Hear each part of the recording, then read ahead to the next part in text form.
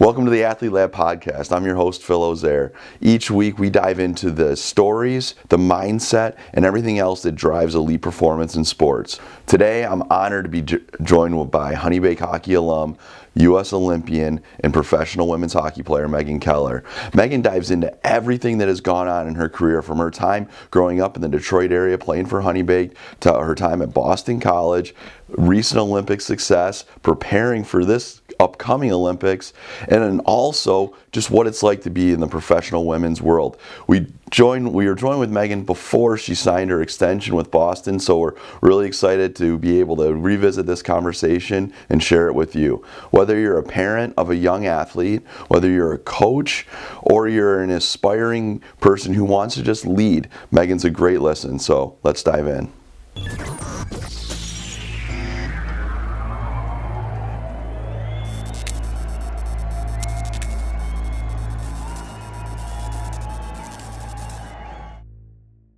Welcome to the Athlete Lab podcast, and we're really excited today to have Megan Keller. Megan, thank you so much for joining us. Thank you for having me. So Megan, you played for the Boston Fleet in the PWHL. You had a great season this year, part of the women's national team since 2014.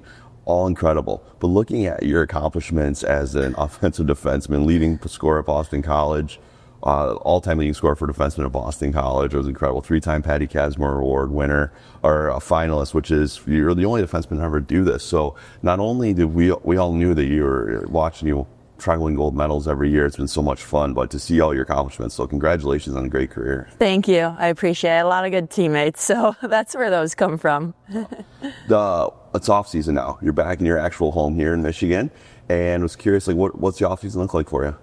Yeah, well, the professional season runs really long these years, so it's nice to take some time off my skates. I like to go golfing, hang out at the lake. I'm a Michigan kid at heart, so I think everybody likes to go to the lakes in the summer. And then one thing I especially like to do is come home and have my camp here at Suburban, like where I grew up playing. It's a place where I got my start in hockey. So this week, actually, we have about 100 girls out here on the ice learning the game and hopefully making new teammates, making new friends, and having fun out here.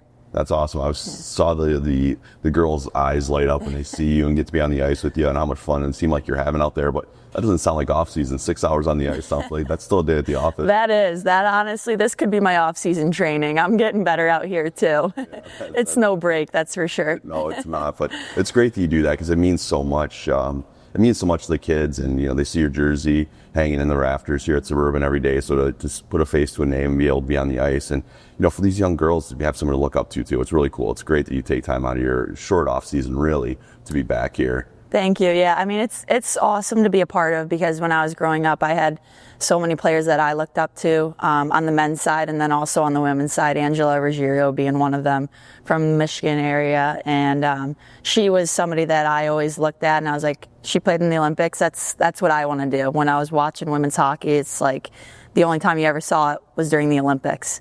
And that's where my dream started. So hopefully there's a few girls out here during this week that maybe that's their goal now, to go play in the Olympics, or now dream to play in the professional league one day. Yeah, I hope so too. I'm sure that's happening. So you touched on the professional league. So the Boston Fleet, you're going in your third year of your contract here. So you're settled in, assistant captain, like part of I'm not going to say veteran, but you're established pro. Talk me through a little bit of that. Like you get to, there's some ambiguity in women's professional hockey. Now it's like the stable league, and you're a player who's been through so much. When you see young players come into the league, like what's that like, and what's their development going from transitioning from college, and then your role in that? Yeah, it's been pretty cool to be a part of the whole process, because when I graduated college, we didn't really have a professional league, like a true professional league that had the infrastructure for us to train. A lot of girls had to have 9-to-5s. They had to find ways to train on their own if they wanted to be on the national team. So now to have a truly professional league where we're at the rink from 8 a.m. to 2 p.m.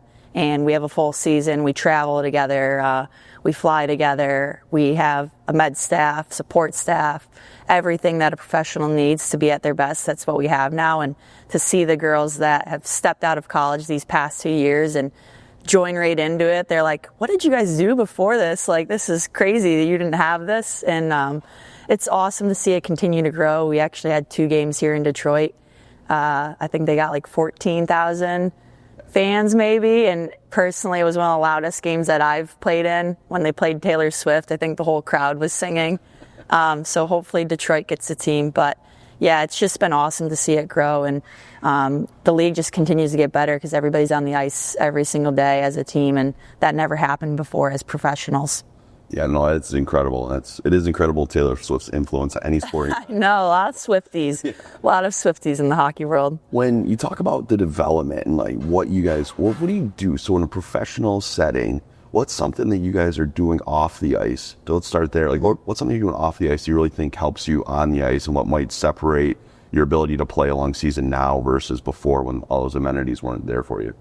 Yeah, I think one thing I've learned, especially as I've gotten older, is utilizing my resources, whether that be rehab or recovering. Before, when I was in college, like I'm sure a lot of young athletes, I didn't feel the need to. My body would bounce back like that.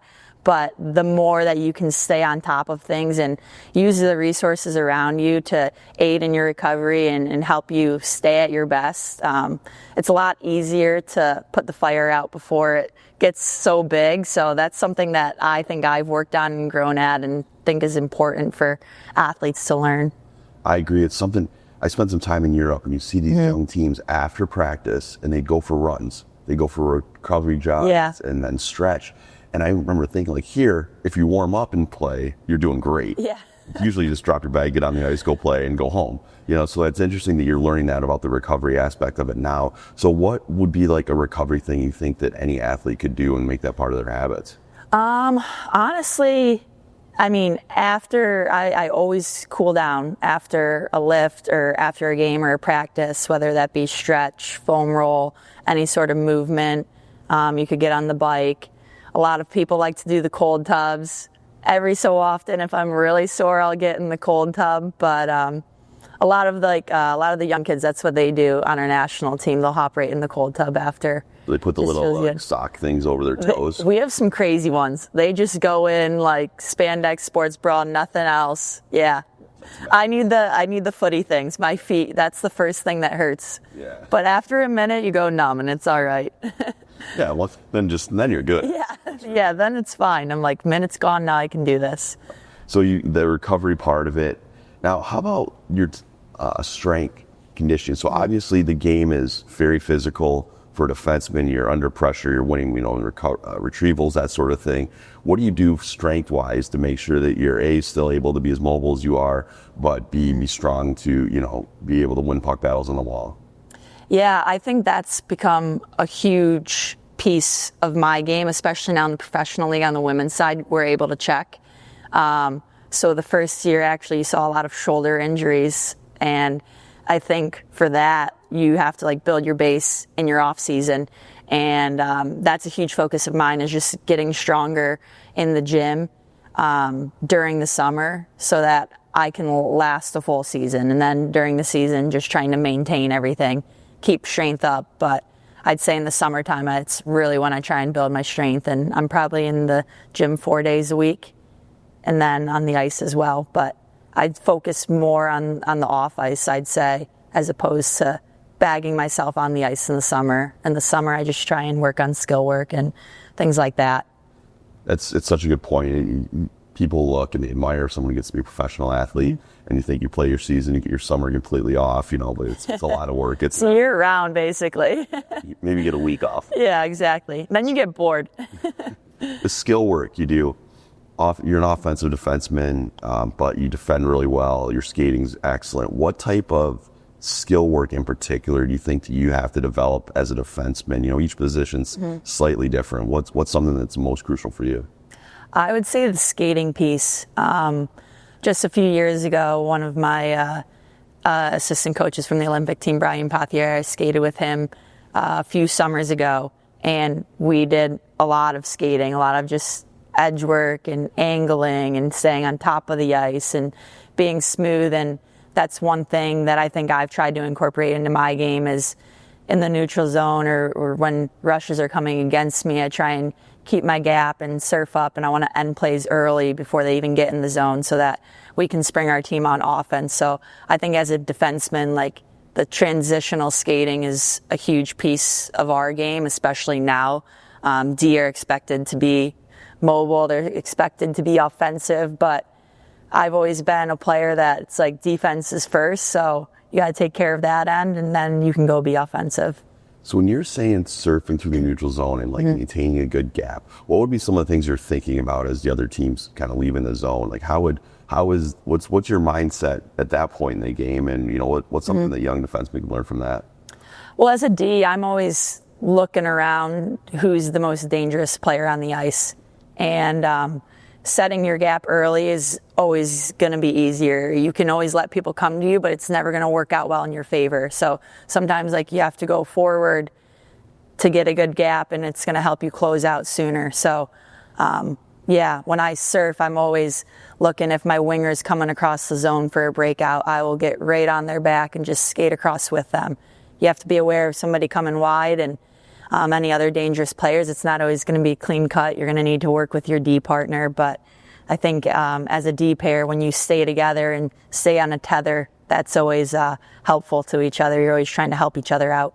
Yeah, it's one of the best parts of the game is it's not choreographed. We watch other sports and you feel like it's sort of a choreographed thing, and one player's going to do X and the other player's going to do Y, and it's what I love about hockey. But exactly. You don't really know that, and if they get by us, the goalie's got it, right? Yeah, they'll be fine. I did like that you started with the defense first. Yeah, the goalies appreciate that. Yeah, they do. Yeah, even if it's just fluff. Yeah. You said something I think it's unreal. You're in your fifth year pro, on the national team since 2014. You said 2 summers ago you went proactively to work with a coach to work on your skating. Mm-hmm. Is there aspects that you can feel like you continue to get better at consistently, or you're pure maintaining? I just think it's great because so many people you're around are like, oh, well, by the time you're 14, you're this good. Yeah. And that's really not the case. Yeah, I mean, I'm 29 years old right now, and I still think there's things that I can get better at. My dad's always on me for my shooting, hit the net, so that's something I'll keep working on. But no, I really don't think there's ever a point in time where you're not getting better. You're either going to get better or you're going to get worse, and if you stay the same, that's not good either. So I think there's always things that I'm looking to critique in my game and try and get better, and I watch a lot of video after my games. I'm someone that needs to watch video right away, watch my shifts, just see what plays I could have made better, what went well, if I'm in bad spots, if I need to be somewhere else out on the ice. So that's something that I like to do, and it helps me sleep a little bit easier at night knowing, okay, I have a plan, this is what I should do next time, and just helps me learn. It's such a consistent thing when you have a chance to talk to the best players. It's that same mentality. You got players like you are always trying to get better, always want to watch their shifts, and then always love hockey. Yeah. That's one thing I've always noticed. My previous job worked for the Red Wings, and the best players were the ones that were on the ice the longest. And watching when Patrick Kane came over, when he scored, he lit up. Like he just loved it. He's Patrick, another HoneyBaked alum, but it's like you see though there's no secret to it. Like try to get better all the time and enjoy what you're doing. Showtime. It's showtime for a reason. So you mentioned your dad and still telling you to work on your shot. I know he's really excited to have you back in town here. When you're growing, so you played for one organization your whole time growing up, played here at HoneyBaked before going to Boston College. But what was it like with your dad? I know you have an older brother that played, you looked up to a little bit, who was a real good player, played in college and played pro.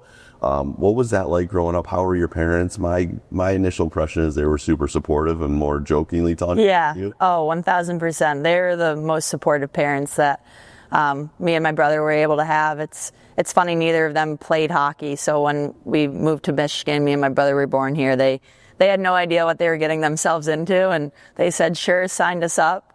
And they obviously know the game very well now, but throughout my entire career, they were the ones that pushed me, and they drove me to every single rink around the state. They spent a lot of money to help me get to where I'm at, and so I'm really lucky to have them. And they always encouraged me to play multiple sports, to have fun, and to be a great teammate. And one of the most important things I think they taught us was our work ethic, and that was one thing that they instilled in me and my brother is, if you're not going to give it 100%, then we're not going to do it. And And school came first, always. My mom's a teacher. She's like, if you don't finish your homework, you're not going to practice. And so we were at the kitchen table every night trying to crank out our homework. But yeah, they were pretty supportive. And that's great. It's when you know the commitment it takes as a parent, and it's regardless of whatever youth sport it is. It's right after school and work. You're doing all that hustle, and to hear parents that just concerned about being a good teammate. Yeah, that's like the real life lesson. You play it forever, but there's so many things that come up. And watching you here at your camp with some of your former teammates and current teammates, it's cool. Like those relationships are what really make the sport as special as it is. One thing that I'm always curious about, the science behind how you train. Mm-hmm. So the wearable technologies, things like that evolve. Like the business of sport continues to evolve, and the best players get the opportunity to expose to a lot of different things. Is there anything that you've been able to do and really take a scientific approach to your training, your development that you found it's really helped you? There's a few things that we utilize as a team. Our national team uses the Oura rings. I know there's Whoops. There's those recovery tools that can show you how well you sleep and how well you're recovering. So I'll wear those from time to time. Sometimes I forget I'm even wearing it, but it's great for our staff to have, especially when we're away from our team throughout the year. They're able to kind of keep track of us, make sure we're doing okay in our pro season so that when we come together at Worlds time, nobody's really run down and they have a good pulse of that. So I'd say that's probably one of the gadgets that I've been using recently. I know there's some like on ice ones. I wear a heart rate monitor when I'm in the gym training just to make sure I get my heart rate back down to a good spot till I go and do something else to make sure I'm like building that up throughout the year. Yeah, it's good. It's so convenient to have that because when you're left to just how you feel, that's one component for sure, but to have some real data behind it. Exactly. Or the Oura Ring or the Whoop Band, what would be some of the things, the metrics you actually pay attention to or the staff pays attention to? Probably the sleep. I'd say sleep is pretty important. My friends would laugh at me. I'm like always napping. They call me like narcoleptic. If I get on the bus for going to the rink, I fall asleep. It's just one of those things. But I'd say that's probably a really important piece, I think, for a lot of athletes is getting good sleep. If you don't get good sleep, it's hard to recover to where you were at the day before. Yeah, it's funny you bring that up because every sports scientist or professional that I hear speak or get in conversations with, they're always like, nutrition's important, but if you're not sleeping. Yeah. Training's important, but if you're not sleeping, it's almost like none of it matters. So it really is. It does get cool. I'm glad they're saying that too, because I'm like, I think it's important, but I have no scientific background. When you're going to take a nap and you're saying, this is for my job, I get some skepticism. That's what I tell my mom.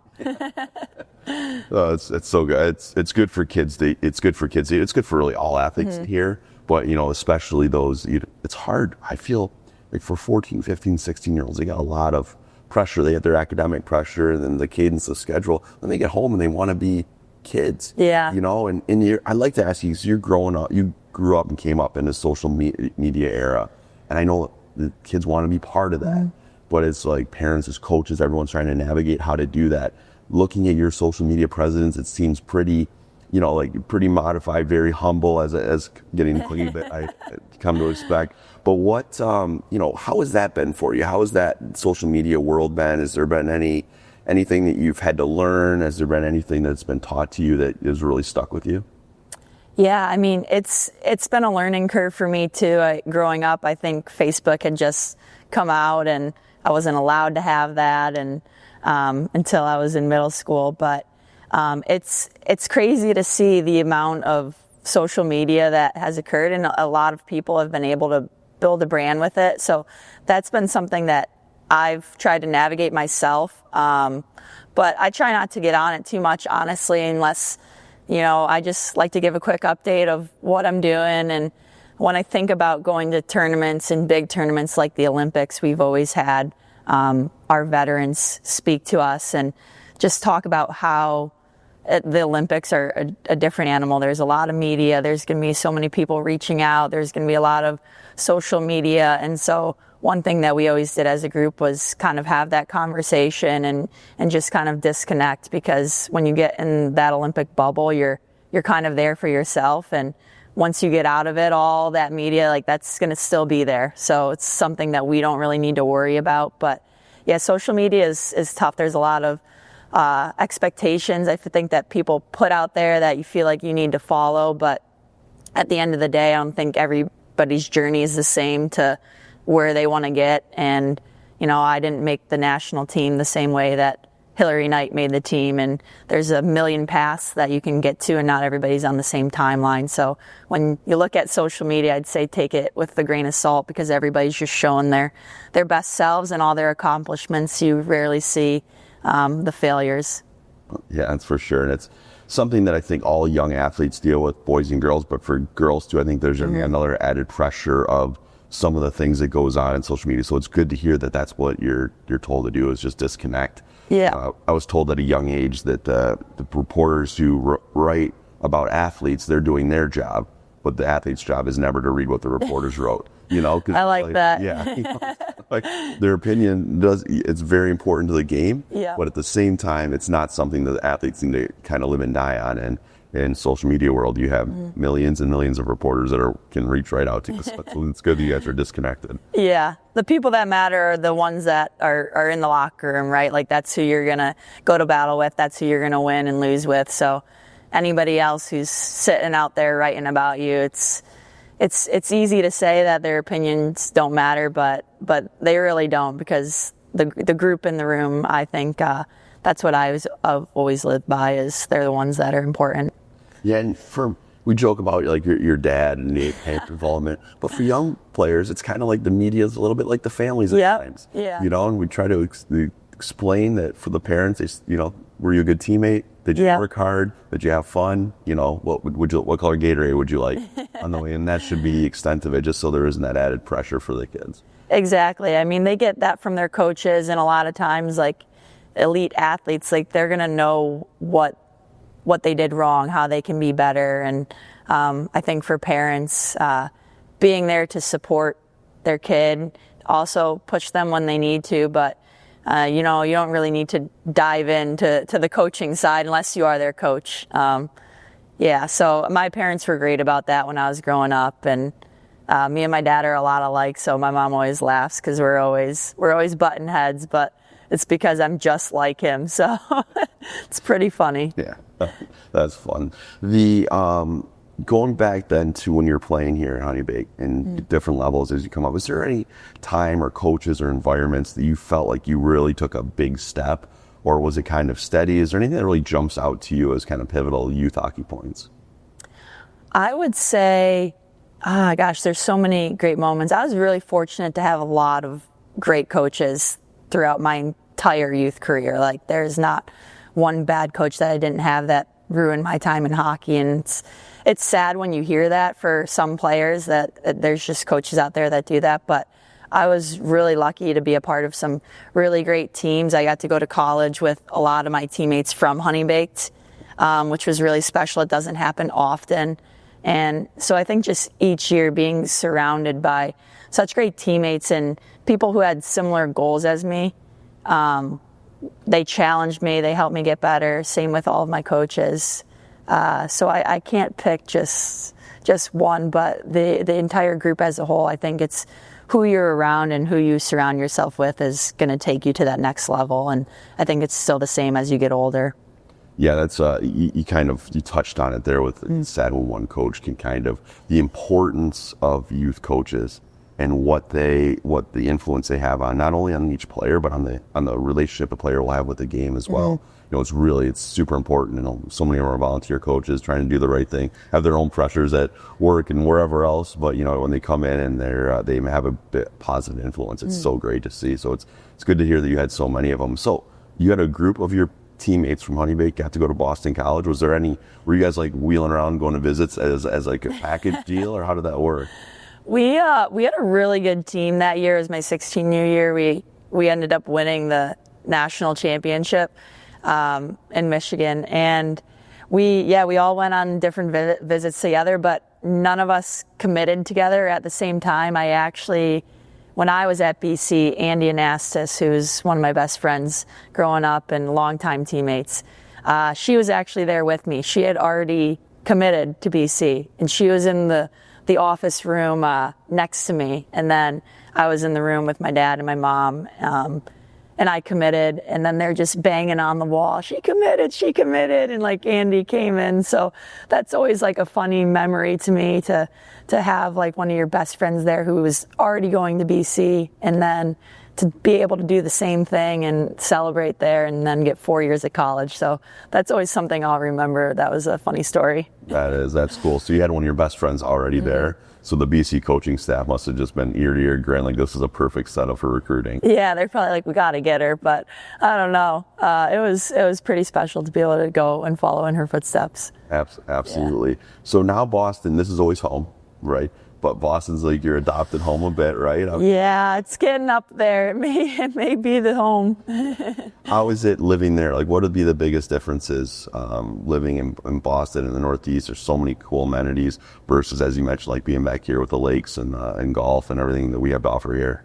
Yeah, well, I talk Michigan up a lot when I'm there. I remember even just like the Midwestern, like how nice people are sometimes. Like first day on campus, like walking around Boston College, I was making eye contact, waving with people, and it's like the Northeast, they're like, yeah, keep going. But no, it's pretty similar, honestly. Like in Michigan summers, everybody is out on the water, out in the lakes. In Boston, they have the ocean. But yeah, ever since I went to Boston for college, I wasn't able to leave. Just having the city there, it's one of the most historic cities, and being right by the water, it's pretty cool. And a lot of my friends have stayed out there since graduating college. So I think a big part of me is all those friendships and teammates that I made, and some teammates that I didn't even play with at BC. I miss them in graduating classes, but I think our group is so tight that everybody sticks together and continues to hang out. So Boston has definitely become a special place in my heart, but I love getting the chance to come home back to Michigan, and this will always be my true home. That's a good answer. Yeah. The last year contract, how does that work for you? Is it, in the NHL, it's after July 1, they can start negotiating. Is that where it's at? Is it something where you and your agent just kind of have to wait and see, or how does that all play out? Yeah, I'm figuring that out too. It's funny that like we've never had to deal with this before. So yeah, we'll see. You can have an extension to your contract, but this past year we expanded the league, so we have 2 new teams in Seattle and Vancouver. I think they'll probably try to expand in the next couple of years. So maybe Detroit gets a team, maybe Pittsburgh. I don't actually know, so don't quote me on this, but they just had a good showing. So I would think that they would be next in line. So we'll see where professional hockey takes me. But yeah, the contract negotiations is definitely a new part to the women's game that now it feels like it really is a job, because, if you don't play well, if you don't meet expectations, you can get traded, you can get released. There goes your job. So definitely a new level to professional women's hockey. Good. Well, really, really appreciate your time. Thank you for coming back and spending some time with us. And thanks for doing this with the young girls here. They're really, really excited, and the messaging's awesome. So it's fun to watch you play, and can't wait to see you win another gold medal. Thank you. Appreciate it. Thank you guys for doing this.